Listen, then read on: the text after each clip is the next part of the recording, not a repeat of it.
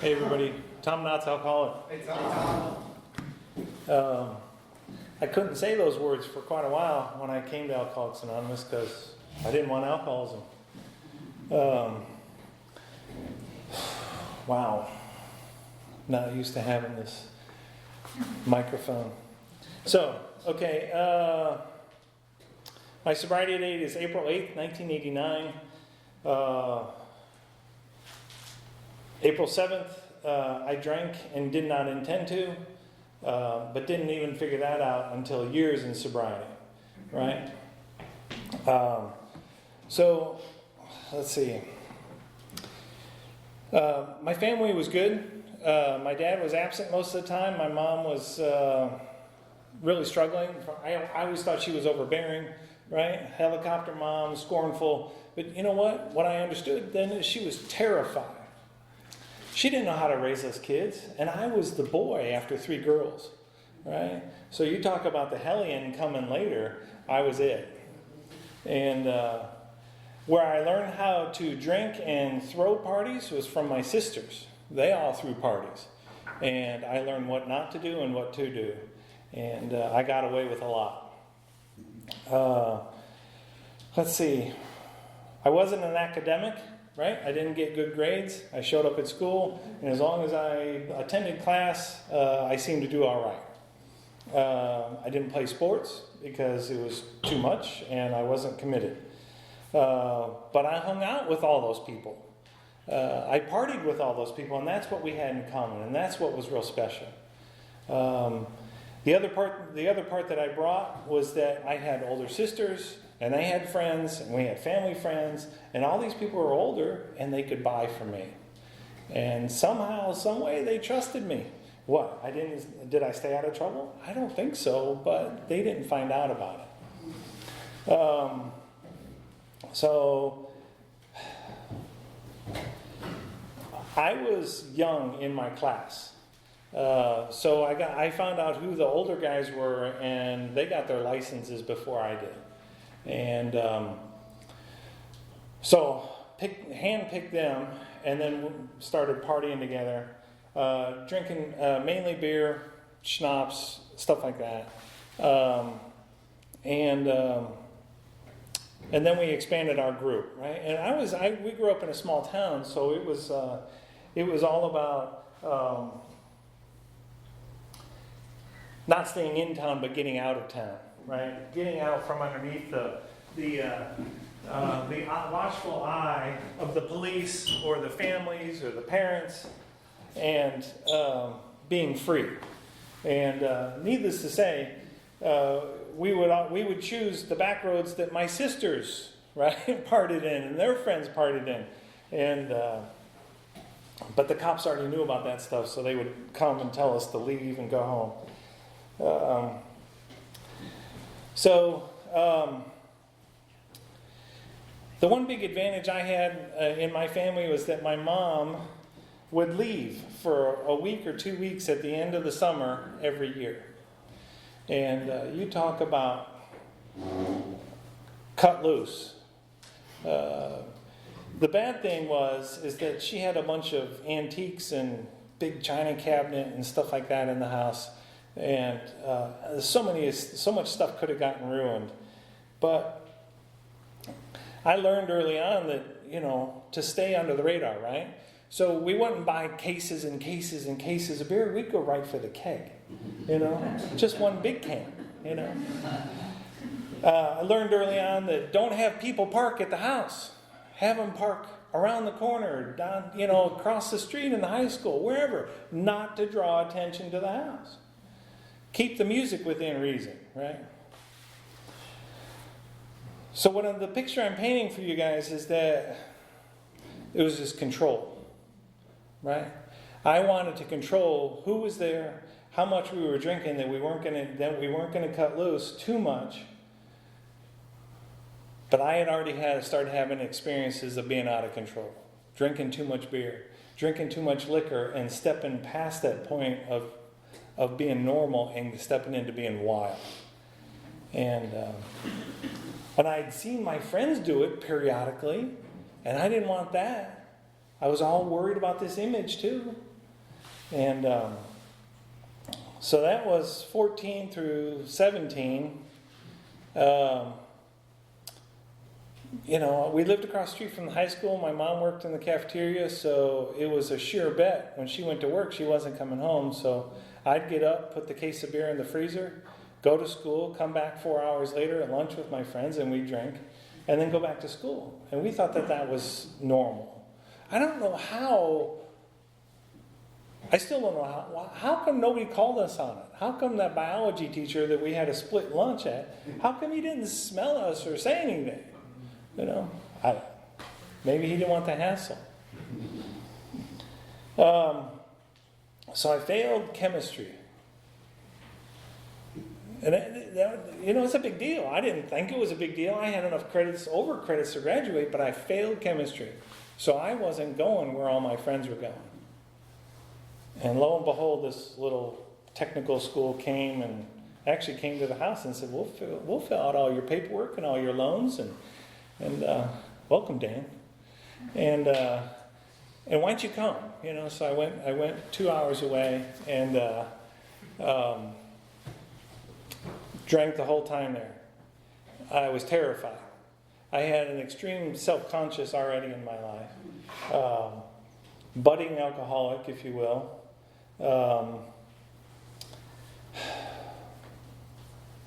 In a strange place, strange people. My roommate was one. I got him one of those deals where you should just show up for an orientation. All people who need roommates go in that room, And this guy and his dad found me, and we went out and toured apartment complexes and got an apartment together. My family didn't have money, so it was like I had to work. We didn't have a nest egg for me, so I had to go and work. And so it was full-time school, full-time work, and full-time party. And lo and behold, that guy, I'd go to work every night, and I'd come home, and he'd be drinking, Southern Comfort and Mountain Dew. Right? A sweet on a sweet. I'm like, oh. And had his headphones on, living in this apartment complex. So he had to keep the noise low. Had his headphones on, he'd just be, just doing this, drunk as hell every night. And needless to say, he didn't last long. But I got a new roommate who was all straight laced, and then we started getting to know other guys in our class, and we started throwing parties. And what a time that was. I was a good drinker, but I've been telling you this story about this control that I had, right? There was one time where it was either after my senior year, whatever, and I sat down at my kitchen table, and I think it was one of those times when my mom was away, and I knew my friends were coming, but I was going to get a head start, and I had a bottle of 151, and I just sat there and started doing shots by myself. I don't remember my friends coming. I don't remember my family coming home. I don't remember anything. I went into blackout, and my sisters were saying, we were fighting the cops off the front door and the back door, and I'm like, why? I don't understand why, I think I was running around like a maniac is what I was in the house. But I didn't want that to happen. I didn't want to be out of control. And I knew that if I sat down and drank like I wanted to drink, I would get out of control.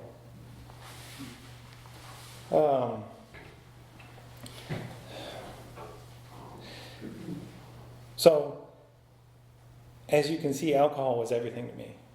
It was the elixir that made life worth living. I don't know how to say that any better than that. It filled in all the strange little weird, awkward gaps in my day, in my thinking, in my life. I could be around you if I was drunk. Well, getting fired from jobs stealing because I couldn't afford to drink and, work full-time, party full-time. Wrecked cars. Yeah, there's another subject, right? I used to think I didn't wreck cars, but yeah, I wrecked 3, 4. Then they weren't always my car either. Family friends, and then lie to them about how I wrecked it, and then they go on that 8-step list later that I didn't know about.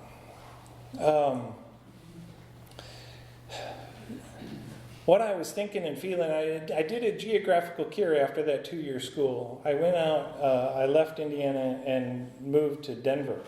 My sister and brother-in-law lived there. And I thought, if I just change friends, if I just get out of this town, if I just get a fresh start, right? And my sister was all about that, right? She was offering it to me. And, I followed myself. And thought I was Superman, and so I passed out at the wheel doing, 50, 55 miles an hour down the expressway, hit somebody in the middle of the night in the back end in Wyoming, right? And my brother-in-law and I were on an excursion, and he blamed me for the whole thing, and yeah, sure, I drank it, passed out. I got out of that whole deal for $210 financially, but emotionally I was wrecked, and my sister was giving me all kinds of hell, right? And she was so mad. She was mad at her husband, and she was mad at me. And I said, I just won't drink, right? And white knuckling it. So I go to work, come back home, try to make the best of my life, and lo and behold, Super Bowl comes, and sat down and had a drink, and then it was off to the races again, and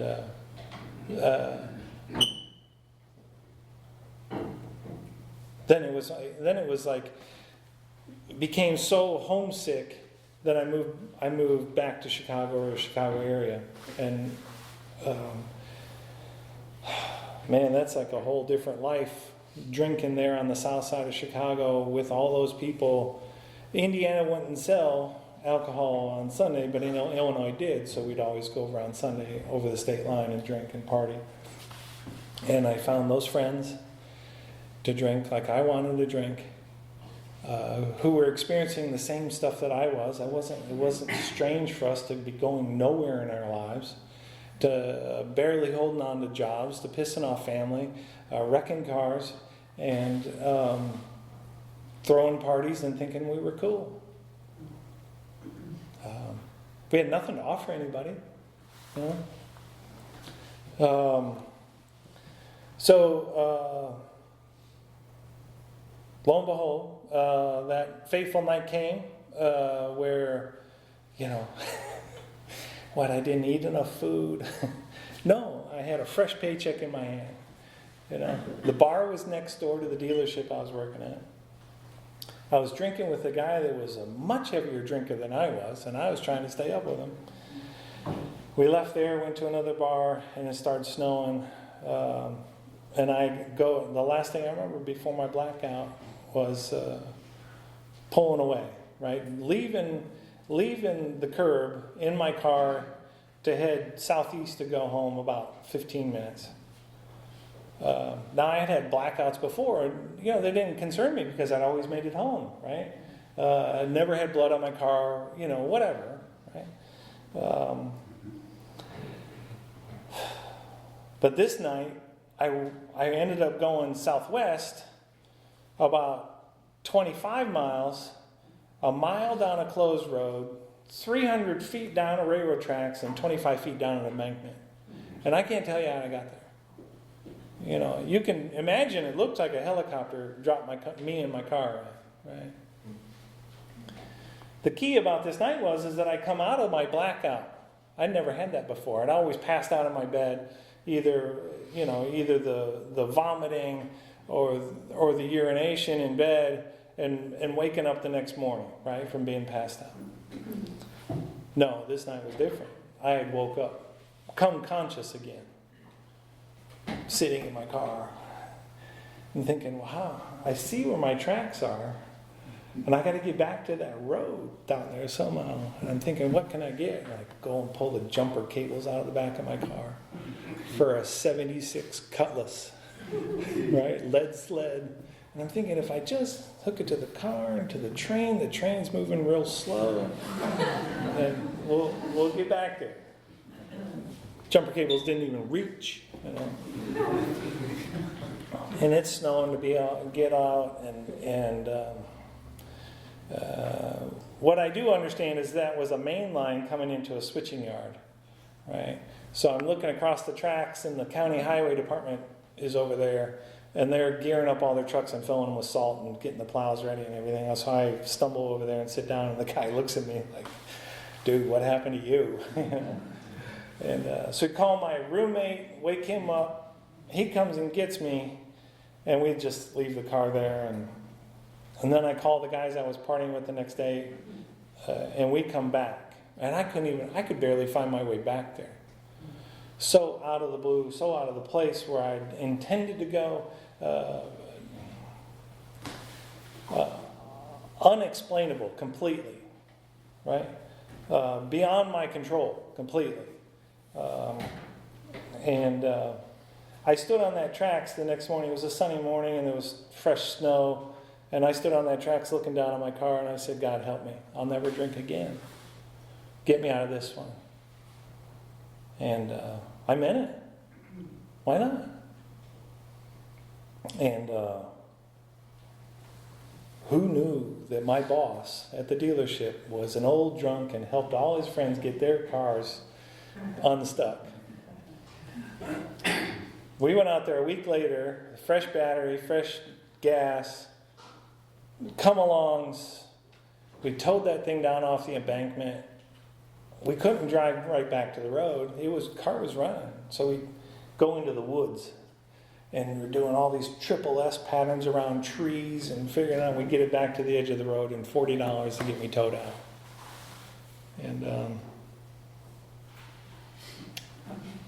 white knuckling is something I figured out from that point. Because I truly understood the truth. And the truth was that I wouldn't know what would happen if I would drink again. And I isolated. And then I was feeling so bad, so mentally bad, that I called my friend, who was just this girl who hung out with us at the gas station. And I knew her mom was a counselor, though. And so I got a hold of her mom, and her mom took me to a treatment center, and a counseling center, not a treatment center, a counseling center. And the doctor happened to be in that night, and he gave me a physical and told me my liver was enlarged. And I talked to some other people, and they were 12-stepping me. And got a counselor. I read the Jelnik. I actually took the Jelnik chart, if you all know what that is. That was fun. It's a set of questions, maybe 40 or 50 questions, and it tracks the progression of alcoholism. And Dr. Jelnik really helped us out in Alcoholics Anonymous by coming up with that chart and helping us identify. But I was down below the curve and back up the other side, and I was like, wait a minute. I don't want this, you know. And I just wanted to not have the consequences, right? So got a counselor. She gave me this book, and she said, read chapter 3 and chapter 5. And so at least I could go home and read by myself, right? Because I'm worried about this image. And I read chapter 3, and I was that guy that idea, right? That if I just quit while I have to be responsible in life, and then I could pick up again later and I could drink. Well, the guy died in 4 years, and I'm like, oh, I can't do that. Then chapter 5 with how it works, and I was like, oh my God. And the actor wanting to control the whole show. And I'm like, oh. So that started this change in my thinking. Now these people I was attending individual counseling sessions, but then we were getting into groups. And we held a little group at that counseling center, and 2 men from Alcoholics Anonymous came to the group that night. And we're talking about what's our plan, right? And those 2 guys looked at me and said, "We don't think you're going to make it." And and then all that pride balled up to me, and I'm like, screw you, I'll show you. And all to myself. So that became that catalyst that I used. And then there was this little guy, George, old guy, who was going to meetings, and he was so nice, and he would call me, and he kind of lived near me, and he would say, "Hey, you want to go to a meeting?" And I would go to a meeting with him.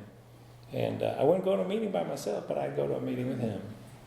And that was still that period. I couldn't say I have alcoholism. I couldn't say I'm an alcoholic. That would admit that I got something I can't turn back from. And but I would say alcohol affects me badly. And those old men sitting in those meetings, it'd be like this size room with the lights about half, and they'd all look at me down the table, but that was my truth. That's what I could say for sure. And they would always try to catch me on the veranda outside, and me and that old guy Jerry would just go. And I kept going back to that meeting though, because they were always so pleasant. They were always so welcoming. And there was a couple other young guys at that meeting. I was 22 years old. How can I be here 22 years old? What am I going to do the rest of my life? How am I going to live life? Those were the questions I had. So I got a different counselor. The first one was cute and all, and it was fun playing around with her and talking to her and all that. I got this new counselor, and her name was Arlene. And I walk in the room that night, and my chair was red even before I sat in it. And she's this older Irish, red-haired lady, and smiling like she saw right through me. And she did. And it's not that I was trying to paint all kinds of excuses to her, but I told her what was going on with my plan, and she shot holes in it, and shot holes in it, and shot holes in it. And she goes, "Tomorrow night, right near your house is my home group. Why don't you come to it?" And it took everything, and this meant I was going to go to the meeting by myself. And I said, okay. I show up at that meeting, and this guy named Bob, just glowing with God and with this program. And he's chairing the meeting, and I show up early enough to where there's only like 3 of us there. And they're setting the cups out and the books out. And Ken is over there, and Ken's just a couple of years older than me, and we're starting to have this conversation, and it's going well. And then the meeting starts filling in, right, as they all do. And we're on the second step or the third step where it talks about the boogeyman. And this guy down on the end of the table does a 20-minute talk about fear and the boogeyman. And I could relate to him like as if he was some brother I never had. Every word he said I could relate to. And then Arlene comes in, and she's sitting in the back, and I'm feeling comfortable, and the meeting's going around, and I'm just like, back in those days they'd say, well, if you walk like a duck and you talk like a duck, you must be a duck.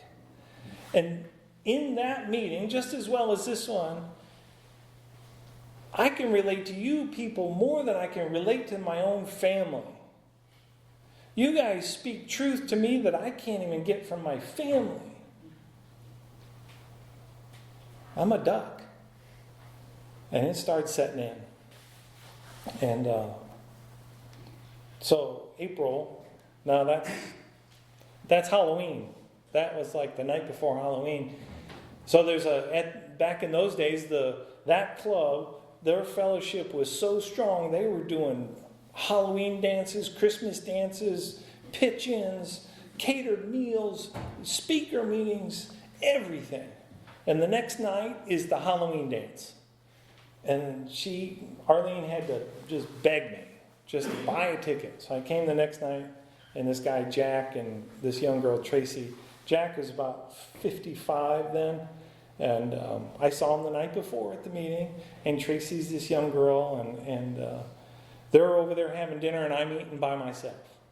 And they get me to come over to them. And I feel comfortable, a little bit more comfortable with them. And I ask, I'm ready to go. And they're like, no, don't go. And Tracy's trying to get me to go with her and this guy Mark that's coming to go over to this other dance for this Halloween dance. Now you already heard, I already got this huge question in my head. What am I going to do with my life? I'm 22 years old. I'm dead. So I go with Tracy and Mark, and we drive across town. Big Catholic school complex, and we get out of the car, and the building is thumping. And we go in the basement, and there's 500 young people being crazy, sober, and clean. And I'm, you know how we get. I'm into myself for a little while, and then I'm out of myself. I'm up dancing, and then I'm back into myself for a little while. And needless to say, that second old idea got crushed that night, right? There was hope that I'm going to have a life, that I could have a life. And they say, well, what are you doing tomorrow night? And I go, nothing, because I was doing nothing, right? I was home isolated. Why don't you come with us? We're going downtown. And this is downtown Chicago, and I'm like, okay. So we all go. The True Value Warehouse, I don't know, the Lincoln Park Club, whatever, some meeting has, rents the True Value Warehouse in near North Side. We walk in, there's 2,000 young people. Half of them dressed up. And again, I'm in self, and then I'm out of self, and then I'm in self. But that whole idea, it gets crushed. So the next week I come back, and Arlene's talking to me again. Why don't you get a sponsor? What's a sponsor? I asked Jack to be my sponsor. Jack, little did I know, it was perfect. Jack was going to retire at 55 as an electrician, and this is before cell phones, right? So this is like, I memorized when he was at home, when he was at the club, when he was at the restaurant, and so I would find him, And he taught me about sober routine. I couldn't tell you how many nights I spent with him either before the meeting, at the club, sitting at a little table drinking coffee, after the meeting doing the same thing, or at his kitchen table. Either, whatever, before the meeting, after the meeting, on a weekend, whatever. Talking about myself, because I was so full of secrets. I was so full of fear. And I was doing my best to just share it with him and to try to figure out life. And Jack would share it back. And I didn't know. Maybe I was in full delusion, right? That working these steps was going to get me something, right? Maybe that was another part of ownership of having alcoholism, and that I was going to have a life. But I shied away from these things as much as I could.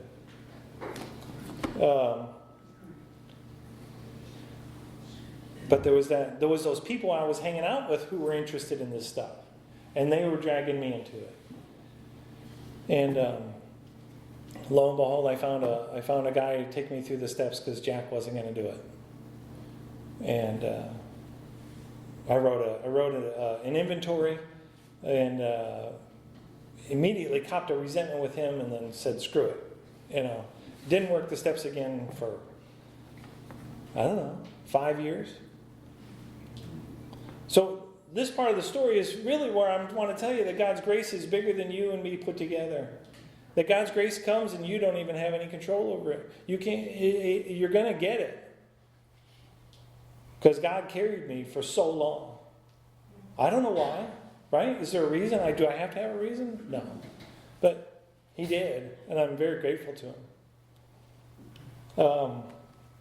A lot of things happened. I went to young people's, got involved in young people's for 7 years after that. Still didn't work any steps. Went to Joe and Charlie Big Book conferences when they were still alive. Loved them, right? Still didn't do the steps. And then that time came when I just couldn't handle it anymore. I wanted to kill myself. I was in that place between, drinking and not drinking, right? I wasn't thinking about drinking, but I knew that drinking was gonna give me the same old thing. And I asked this guy, Craig, I said, would you take me through the steps? And I knew two things at that moment. If you're going to be my sponsor, I can't make you my friend. And if you're going to be my sponsor, I got to listen to everything you say, and I got to do it. And I said those things to him. And he said, oh yeah, we can do that. We went into his house and did 1, 2, and 3. Because he'd been, as we say, trolling for me already a couple months before that moment. He'd been watching me, and gave me a pad of paper and a pen, and I said, what do I write? And he goes, resentments. He goes, what about the IRS? I go, oh, yeah, okay. So that started me on a 6-month journey, writing a full inventory, 3 columns, and then the mistakes in resentments, full fear inventory. I didn't get fear inventory at first. I was pissed off that I didn't understand it because I wrote a full inventory. And then he taught me that we have to look at it from a different perspective. We have to absolutely see that this self-reliance is killing us. And that this management plan, trying to fill this fear, is not going to cut it. Never has, never will. And once I saw it, the light bulb went on. I was like, I understood, blah, blah, blah, Wrote all my sex conduct out. Didn't know about other conduct, but at least wrote all that out. And did a fifth step with him. He was falling asleep during the fifth step. Damn it.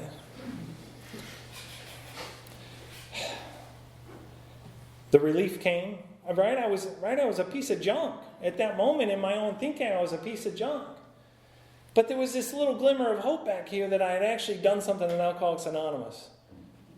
In 10 years, I had actually done something. He just became an intake counselor at the Salvation Army in downtown Indianapolis, adult rehab center. I didn't know what that was. He started introducing me to all these people, all these men who needed help. And especially to just taking meetings into the Salvation Army. Just being a body to attend a meeting to provide hope to those people. Those people were a lot more down and out than I ever was. I thought I had nothing to give them. But I watched Craig walk around the room and make those guys and lift them up and give them hope. I prayed about it, and that came 6 months later. And started sponsoring guys. Sponsored a guy who couldn't read. I had to read to him. We had to talk about the whole thing. Sponsored a guy that had 3 personalities. That was interesting. But Mickey was willing, right? It's beautiful when you get a willing sponsee. And Mickey had a lot of trauma, and we walked through that together. Sponsored other guys. My dad died. That was hard. I heard it before that when your father dies and you're the oldest male, in the next line, that something will happen. And something did happen. I felt like a weird, strange responsibility come to me. And needless to say that after that I was on this spiritual high. But I'd been on a high by doing step work. Making amends. Kind of cherry-picked them. Didn't actually write out a whole 8-step list. I would kind of cherry-pick them, work them out with Craig, go to make amends, come back, do another one, get started in 10-step. I I remember, I remember one day being so mad at my coworker, storm into the back room, write a quick inventory. My sponsor's not available. His sponsor's not available. I got to call the great grand sponsor, right? And I am just la la la la la la. And he goes, yeah, by the way, don't forget about 6 and 7. You know, you're right. That these things that I found that aren't working, I got to give them up, right? And it was a good reminder that I got to give myself up again. Kept doing that. 11th step. I had already been those old Arlene and those old timers that I first got to, right, at that club, were studying a spiritual program. And I was one of those new people, young at the time, and they said, kid, why don't you come with us?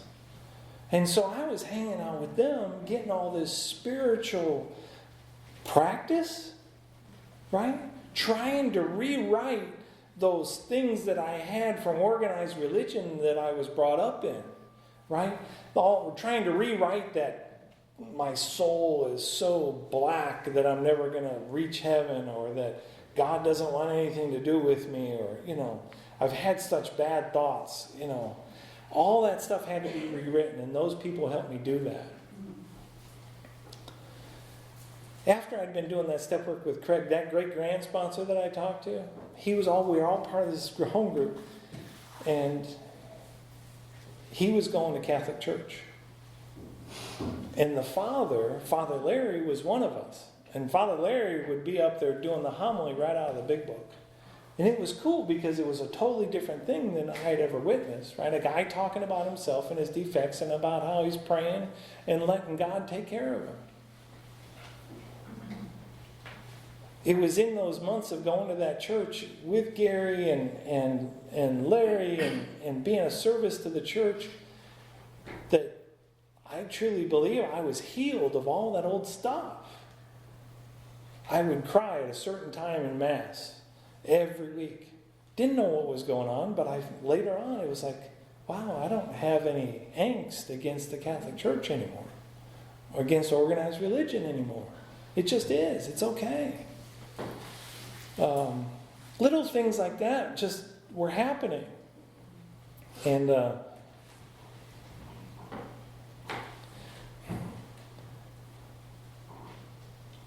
one question that I can continue to ask myself,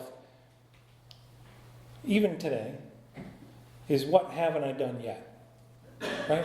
Alcoholics Anonymous, the 12 steps, everything this, as those old timers said to me, welcome to a new way of life. This whole thing is never ending. You can never get enough of it. You can be content with where you're at. But if you ever become not content, you can grab more of this and get some. And it's free, right? And it's welcoming. We want you to get the whole thing from the get-go. But most of us don't. Most of us hold off as long as we can, right? So, how I got to North Carolina from Indiana was I went on a blind date. She was a doctor finishing up her residency. She was interested in the same thing as I was. We went through a 4-night spiritual ceremony on our first 4 dates. Little did I know how powerful that was. We'd been going on for about 2 weeks, and I understood that I had actually approached her in a coffee house about a year prior and asked her out, and she turned me down. And then, how do we end up together, right? I'm thinking, this is a spiritual thing. We're supposed to be together. So she was finishing a residency. She wanted to come down here and do a fellowship. And so I'm like, sure, I don't have anything going on. So we moved down here and set up house and started living. And I got involved in North Carolina AA, which you guys have really good AA here, right? It's been good. So That was in Durham at the time. We moved back to Indiana for a while. We had kids. Ended up getting a nasty divorce. And then we were in the midst of moving back during that divorce. So in 2008, I came back. We spent 4 years in Indiana. My mom died during that time. That was tough. And we got a divorce. We got a divorce because we should have got a divorce, but we got a divorce mainly because I was a dry drunk.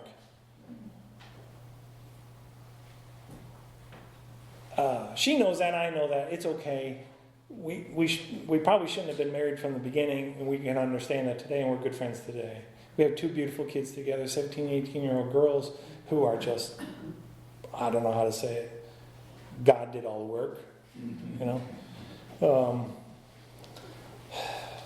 So I moved back down here in 2008, got involved in prison work, stepped back into my home group that I had here, and just, you know, I got involved in around Chapel Hill. And Chapel Hill has a place called Freedom House. Freedom House is a detox center, a men's halfway house and a women's halfway house. And I don't know, I just fit in there. Got talking to the guy who runs the men's house and gave him my phone number and told him that if you ever got a guy that you think is ready for Alcoholics Anonymous and wants to do some step work, give me a call. He called me, and I got this guy named EJ, and EJ and I went through the book together. EJ's still sober and clean. And it's a pleasure working with him and around him. And so I have sponsored mainly 3 to 4 guys a year out of that place. And I hear stories about them every once in a while. And I'm still there, right? It has been like this well that I keep going back to that's absolutely beautiful. And I can't believe that more people don't do it, right? It's free. And so do that. The prison work I got involved in was right, just real simple stuff, right? I got invited before you could walk in with a backpack back then, right? You could walk in the gate. I don't think we even had to show our license, right? You just walk in and go and share in the meeting, and it's 70 guys in the meeting, and the whole back row is the guys pass. They're just there to get their sheets signed. But there was about 5 guys in that meeting who were dead serious. And I thought, how about if we set up a little bit more intimate meeting for those 5 guys to get real? And we did that. And it's been going on, right? It quit during COVID, and we're about to get it going again. But it's such a pleasure. I've sponsored guys out of there. And I have a life today, right? Why do I have a life today? It's about time, right, Steve? 7:50, right? Yeah. I didn't have a life before. At 22 years old, I was going nowhere. I had no life skills. My mother taught me all she could. My dad taught me all she could. My grandparents taught me all they could. And I didn't want any of what they had. I come to Alcoholics Anonymous, they said, welcome to a new way of life. This was a whole outline for my life that I never had. And it's simple. It's just drastic, but it's simple. It took a long time for that delusion and for that not wanting it and for that just fighting it to finally wear off. And I don't think it's fully worn off. It's just more worn off now than ever. That I actually have a purpose today. That my life has something to it today. My kids are happy that I'm their dad. For God's sakes, what a beautiful thing that is. My 18-year-old calls me. What? I didn't call my parents, you know?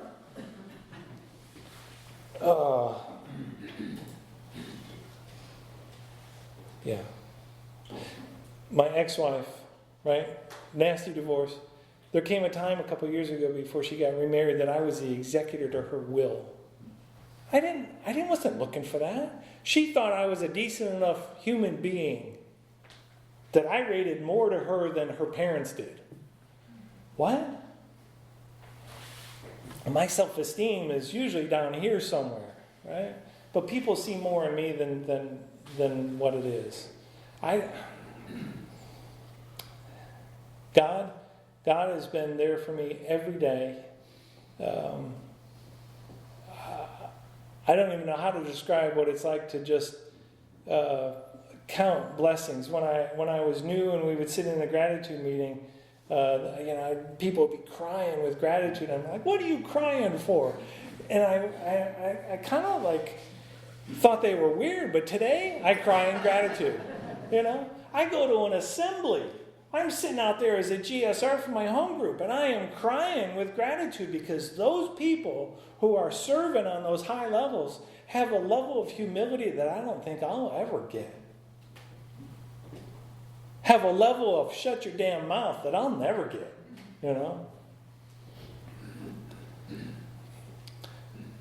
So, God took this life and made something out of it. I didn't want alcoholism, but alcoholism was exactly what I needed so that Alcoholics Anonymous could take me and do something with me. That God could take Alcoholics Anonymous and me and do something. I'll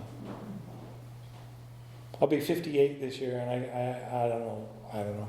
And the older I get, the more I'm like just coming back to today, to the moment, to living in now, to just asking for help, asking for inspiration, right? Practicing this on the hourly basis, seeing what happens, being excited with what happens. Who cares if it's tough? Who cares if it's weird? Try to find those friends who are like me, who are shooting for the moon on this thing, and see what happens. And I have my heroes in Alcoholics Anonymous. And I don't know that I'll ever reach what they got, but they're still my heroes. I call that lady Arlene. She just celebrated 50 years sober. She's 86 years old. It's like talking to her 30 years ago. She is still on fire, still sweet as ever, still just ready to pump you up and make you want to live.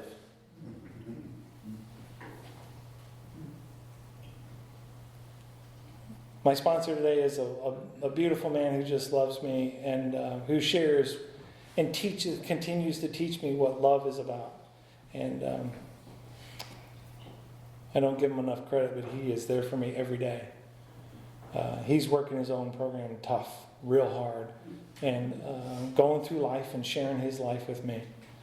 I go and try to share my life with others. Try not to tell them what to do, just share my experience. Steve, thank you so much for asking me. Thank you all for being here. And that's all I got. Thanks.